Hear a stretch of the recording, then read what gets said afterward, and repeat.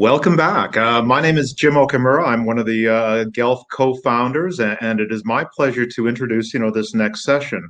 With us today is Rita Hudetz, the Chief Operating Officer from Universal Standard, along with Rob Keve, the CEO from Flow. Before I turn it over to Rob and Rita, I did want to just do a very quick, housekeeping, mention for those of you in the audience. If you see on the right hand, upper right side of your screen, you can see Q&A there. We encourage you to send questions in. Also, you'll see handouts. The slides that Rob and Rita are going to go through are available as a handout there, along with today's Guelph Oktoberfest agenda. So if you wanted to kind of follow along, we encourage you to download that as well. Without further ado, though, let me let Rob introduce himself and kind of take it away. Wonderful. Thank you so much, Jim. Wonderful to be back with our friends at Guelph and sharing this presentation with all of you. My name is Rob Keve. I am the CEO and co-founder of Flow, the pioneer and innovator behind cross-border commerce, helping power many brands sell to global audiences day in, day out, from anywhere to anywhere. Today, we're delighted to be hosting Rita, who is the CEO of Universal Standard. I'll invite her to share more about Universal Standard, but hopefully most of you know it as the inclusive, mission-driven brand that's setting the world on fire. From fashion, I think it's from 00s to 40 size, any size, fashionable clothing. And Rita, who's been, I think, with the business for only a year, but comes through the industry as one of the well-known, high reputation leaders around brand, having had an experience across consulting, Pepsi, and other brands. And I think we share a history at Booz Allen, along with Edward Snowden, for what it's worth.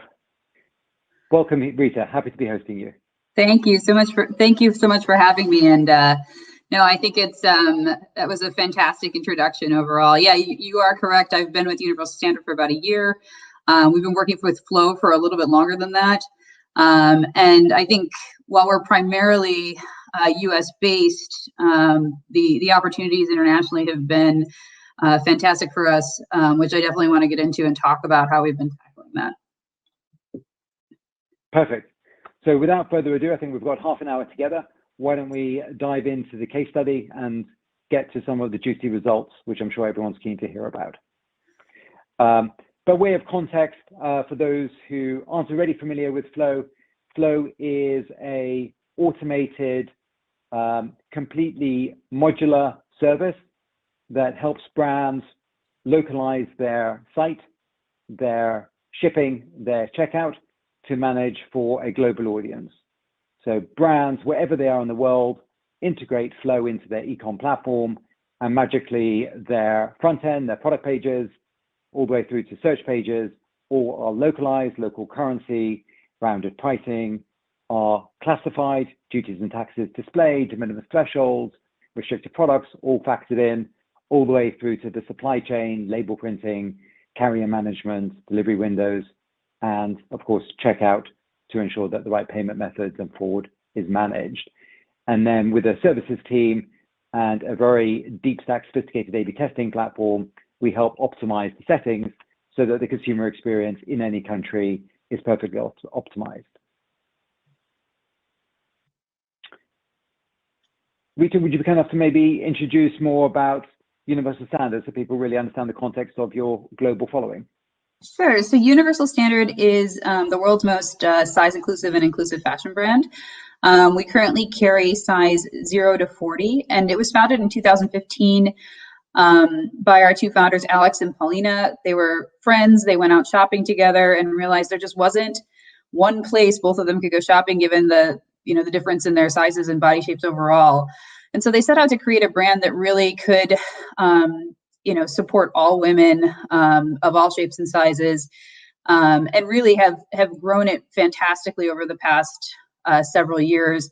We've done some fantastic collaborations over the past few years with Adidas, Rodarte. We've just seen a lot of press and publicity around it. And I think what really sets us apart is this fantastic supply chain of being able to create a premium product for customers and then supply it both nationally and now internationally as well. Wonderful, thank you. And I know you've got an enormous global following, given how inclusive the brand is and how broad the fashion catalog is. So I think the first question brands often ask themselves, and would love Rita to talk to this, is why go global in the first place? The cynic would say, can't you just focus on a small or on a domestic market, servicing your existing customers? Why go at an early stage in your long-term growth plans global? Yeah, no, I think a lot of what we saw was, and I'd been in different, in previous roles and everything, where you see initially the requests coming in through Instagram, like, we want to see you in this market, we want to see you in this market. And, the classic market entry mindset is like, don't spread yourself too thin, make sure that you enter one market at a time, really focus your energies. And I think when I joined Universal Standard, they'd started going down the flow path, and it was such an interesting, different approach to the model. Because I had tried to implement international shipping in the past, but didn't have this end-to-end integrated system. And, I'd had a 3PL that was very supportive, and, Shopify, we can turn on international shipping, we can definitely do the shipping. But the truth is, it's not as simple as just sending the package. There's a lot of other things that go into these international transactions. So I think, it was exciting to see an opportunity to really be serving these customers that were not just in one market, but in multiple markets, and driving that demand. I think we also saw, there's a lack of other options similar to ours in other markets. And one thing that we've generally seen is just a much higher AOV from our international customers who seek us out and find us. And a lot of them were actually coming into both our Seattle retail store from Canada, and then in New York, we saw a number of international walk-ins and just customers making appointments and styling appointments there as well.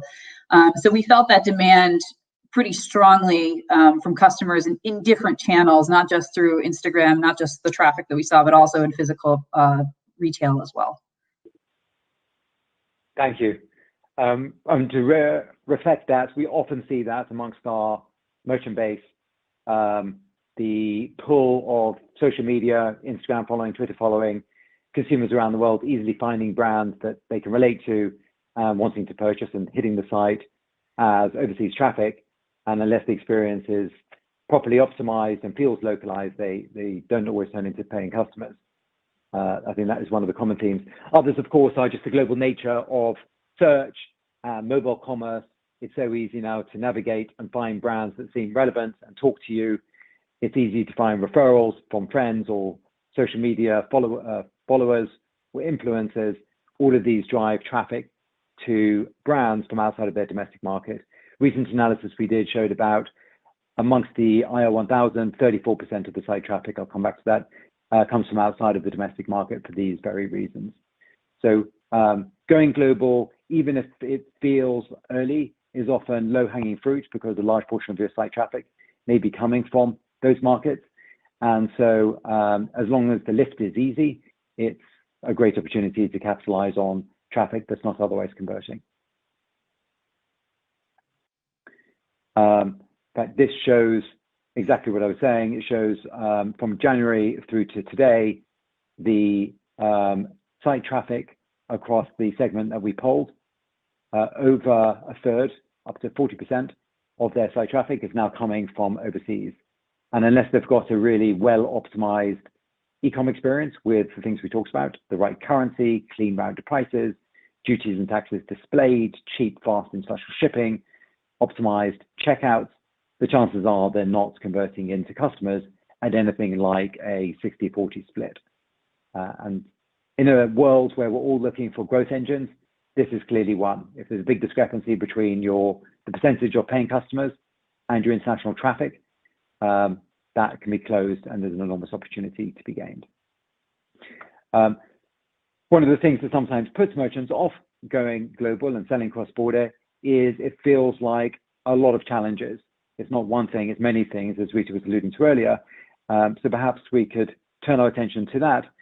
And we'd love to hear what Universal Standard's experience has been of what were the the issues, the points of friction that you've since addressed in working with us?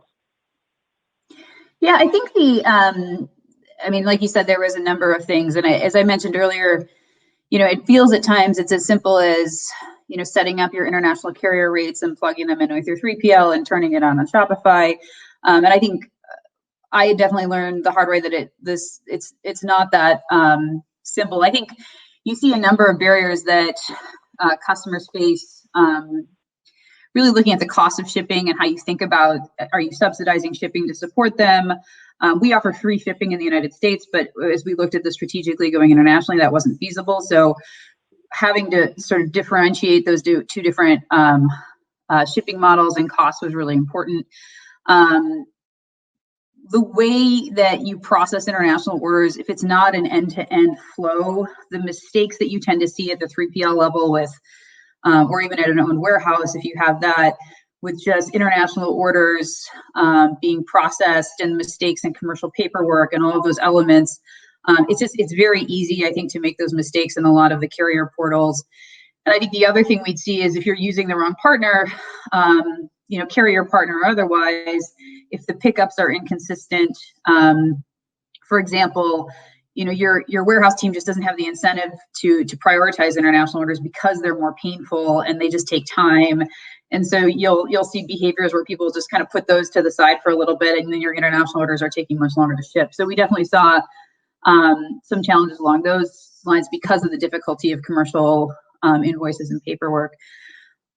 Really passing through the right duties and taxes for customers, I think it's more complex than it seems when you talk about all of your different HTS codes and duties for customers there. I think it's surprising to understand that, customers often don't understand themselves how the duty structure works of what they're trying to buy from another country. I think just the other day, we had a customer reach out from India who didn't understand that she'd selected the option to pay duties once the product arrived in the country. We worked with her to fund that, but that's normally not how we would handle it. And she didn't have that understanding herself. So I think even for customers, sometimes like they're not as aware of how duties and taxes work in their country for bringing in product.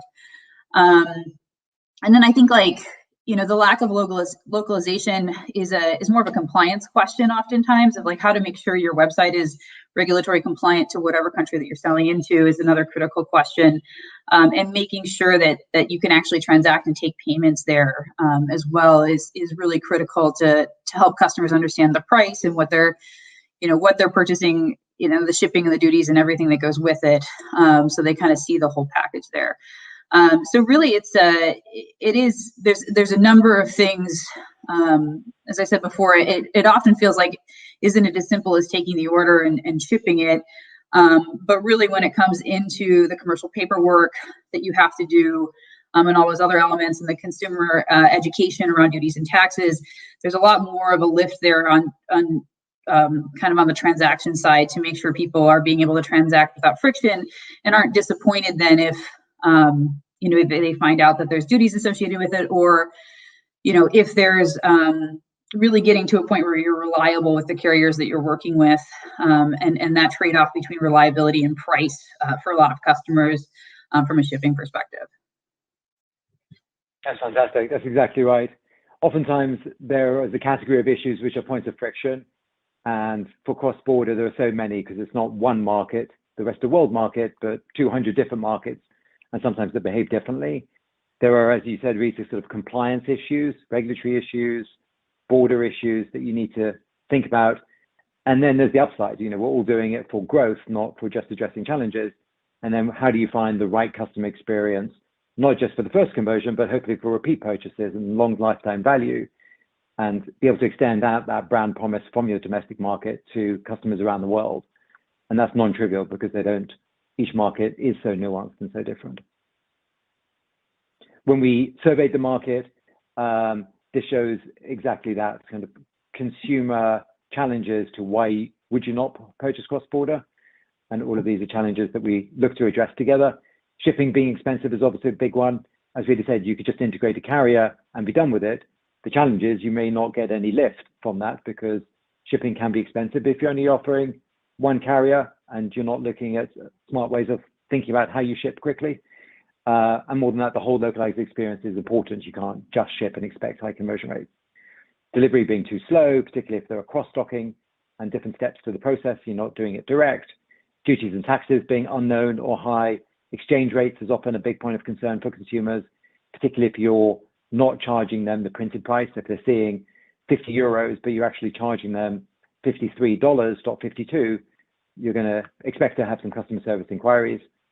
Duty and taxes not being known.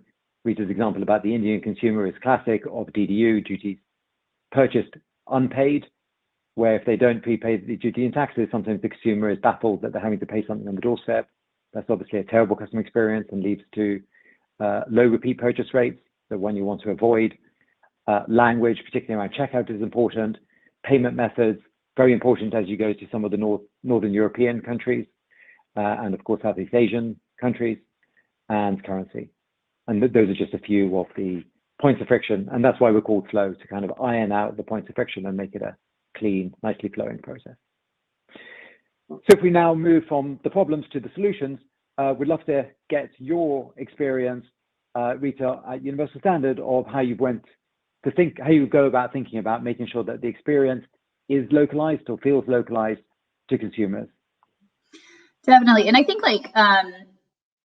we talk a bit about, I'm going to use the word experiences or customer experiences, but each, as we think about that localization, one of the benefits that we've seen with Flow is that we're able to provide kind of customized experiences by focal country. And so for us, we had some clear focal countries early on, where we focused our efforts in terms of customizing experience, and then we sort of had a world experience. And what we're seeing over time is, after that initial integration, our list of strategic countries is growing as we're seeing customers buy from more places. So we're, initially it was Canada, UK, Australia, New Zealand. Now we're seeing Switzerland, and we recently had Iceland pop as enough orders coming from there.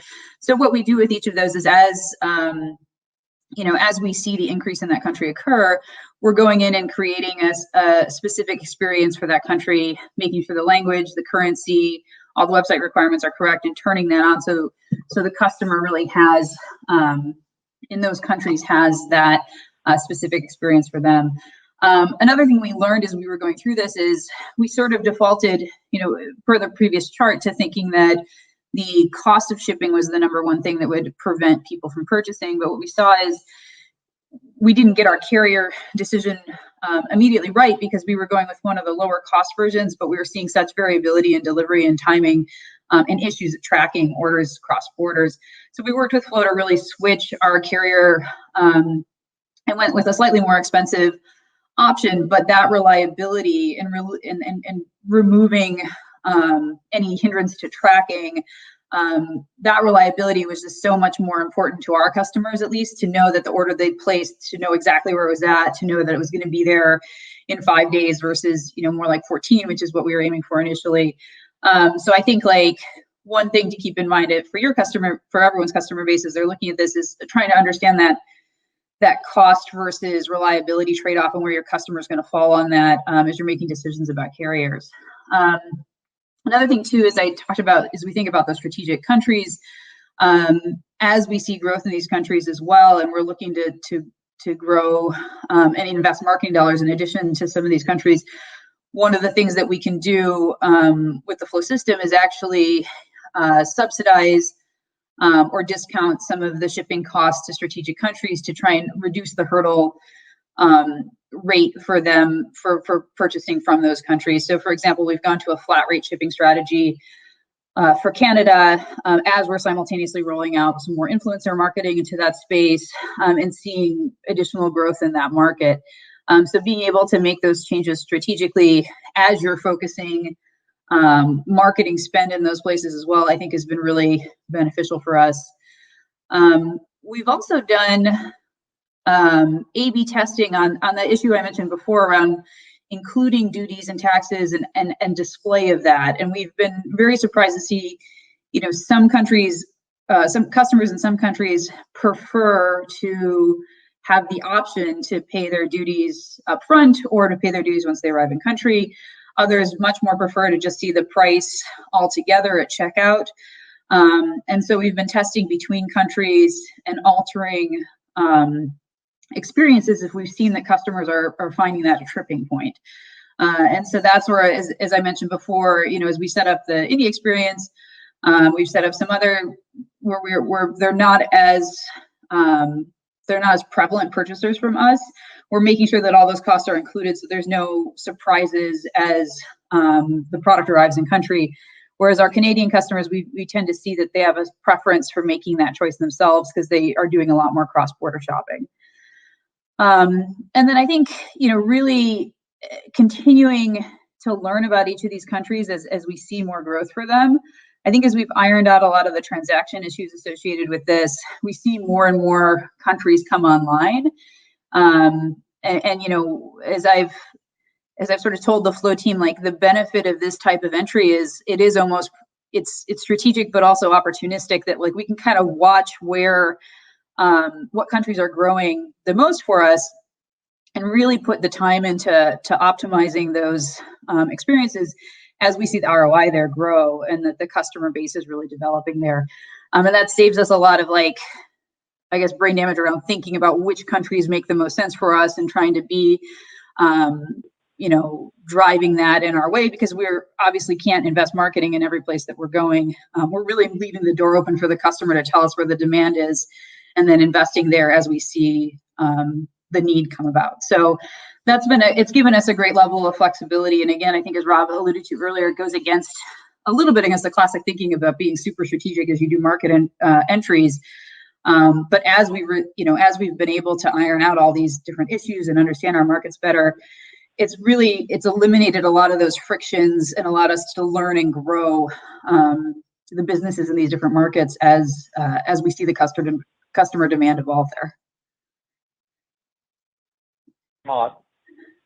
So I think your approach is one of the models that we see a lot of amongst analytically driven brands. They're seeing where the traffic is before they make the big investment. They're looking at where the buzz is being generated and then can go into the Flow console and at a click of a button create a very localized, targeted experience to that market. And you can that way sort of peel the onion layer. Every few weeks or few months, you may choose to release another dozen markets and start to track those. And we have some other brands who from day one are hungry for growth and may turn on the world, turn on 150, 200 markets all at once, and sort of in their own time come around to fine-tuning the settings in some of those markets. Wonderful. So from our perspective, if I quickly click through and share what this means, the Flow platform is a technology-rich platform. It's unquestionably the most stable, the most robust, the most flexible technology out there for global commerce. It's all REST API, all microservices. We have over 1,000 endpoints to make sure that whoever you are as a brand, we can help you adapt your business model, your use case to the markets that you want to serve. And it's from anywhere to anywhere. So if your merchandise is in Detroit or Dubai, it doesn't matter, the Flow system can be leveraged. And it touches on those 5 things that you just heard from the brand perspective, Rita talk about. Ensuring prices remain localized. They could be keying off of exchange rates or price books, whatever you want. You can solve for different price rounding options, different margin rates. You can target your catalog, which parts of the catalog do you want to sell in which markets, which ones do you want to exclude. It automatically uses the Flow proprietary technology for duty and tax calculation to ensure that we have both classification codes and customs descriptions for international shipping to ensure it's always displayed. Interestingly, even in the markets where Rita was saying they're testing, showing duties on product page versus checkout and giving the choice between duties prepaid and postpaid, all of that can be done at the flick of a switch in Flow, and it's automatically configured for most markets. Even if it's not prepaid, it's worth showing your duties and tax on the side. Otherwise, you're expecting the consumer to purchase without even knowing what they're going to be charged on the doorstep, and that's a very uncomfortable experience and often leads to refusals or returns because of that economic exposure the consumer has. Payment methods, very important in some markets. that they can pay with deferred payment methods or local payment methods, alternative payment methods like a Sofort in Germany or Ideal in Holland or Alipay in China, and make sure that the checkouts are local language where there are markets where the consumer is concerned about fraud issues at checkout, and so having it in local language will make a big difference.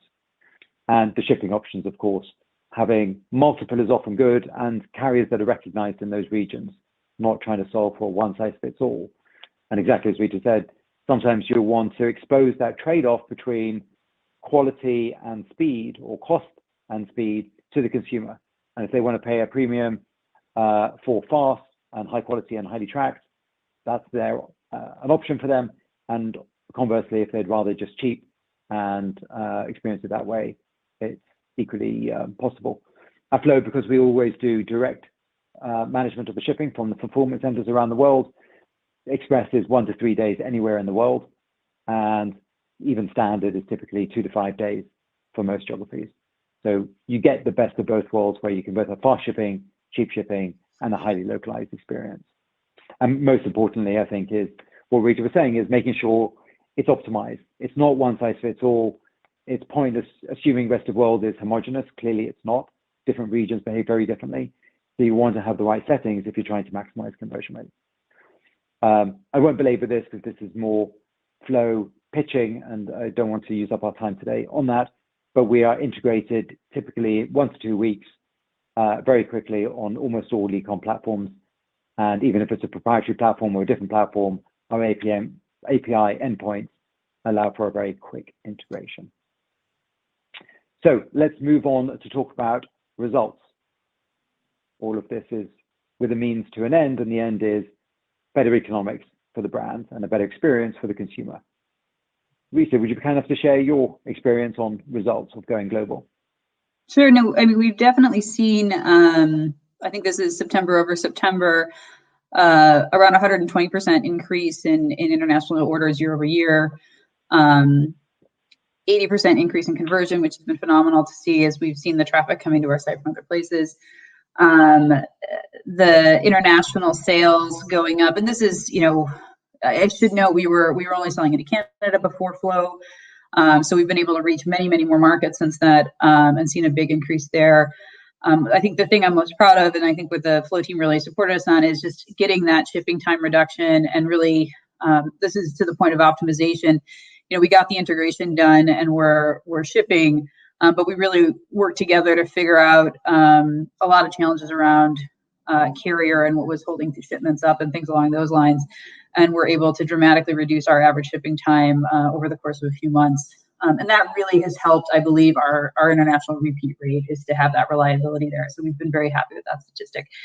And then I think the customer specific UX, I think we just added another country, bringing it to 26.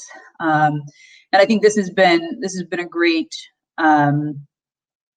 place for us. Like I said, every time we see another country starting to come online and more orders coming from there, really able to set those up quickly and customize them for each market. Wonderful. Fantastic. Great to see that you've had a great experience. And I have to say that it's really helpful for us as a vendor to have a brand that leans in and wants to have a great international experience. And the Universal Standard team has been exactly that, very plugged in, very engaged, sophisticated about how they think about different markets. And I think a testimony to that is the conversion rate increase by virtue of different A/B tests, trying different configurations, nearly doubling the conversion rate, I think, is stunning, and it's still growing. So hopefully much more of that. The beauty of A/B testing is there's always more to be done. You're always peeling an onion layer and trying to get lift on that market. So I know Jim has come back on stream, so we're almost certainly out of time. I will say we've got plenty of other happy clients beyond Universal Standard. And if we had more time, I would be happy to talk you through all of the other results that we have. But and I would hand back over to you, Jim. Sure, and I would encourage everyone in the audience to, again, go to the handouts section, where all these slides, including those last case studies we didn't have a chance to get through, are part of those, handouts. I actually had a question from the audience, for you, Rob, from Warren in the audience, what's the minimum number of international transactions per month for a brand, that would make sense, for working with Flow? Thank you, Jim. It's a good question. So our experience is we have been built to be a fully automated, highly flexible platform. So our platform can operate from businesses just doing a few $100,000 a year globally to a few $100 million a year globally. And because it's all so automated and so many API endpoints, we can flex to the largest in the world down to the smallest. So I think there's no size too small. I think the question is more one of ambition. What do you hope to be doing over the next few years as you grow into yourself and as you build a following, not just where you are today? Love that answer. Again, really depends on your own ambition. How big do you want this, to be? So, again, I only have, maybe a few dozen questions for Rita, which we'll never be able to kind of get into today. We are at the end of, this particular session. So we would definitely like to invite both Rob and Rita back to perhaps maybe do a Guelph Tech Talks podcast with us. Again, this has been fantastic, information, thank you both for sharing, the data, but really more the insights and the how to, that is just so important, and we know the Guelph audience is so interested in. So thank you both very much. Rob, again, thanks to the entire Flow team. You guys have been great sponsors over the years, and certainly love to hear more of these success stories. So Rita, again, we will tune back in later to hear what's next, for Universal Standard on the global, front. But to those of you in the audience, stay tuned. There will be a slight 1 minute, break, and we'll be right back, with the next session where we have Forrester, Signified, and PVH Corp on the next session. So thank you both again, and we'll see you soon. Great, thank you. Thank you, Jim. Thank you, Rita.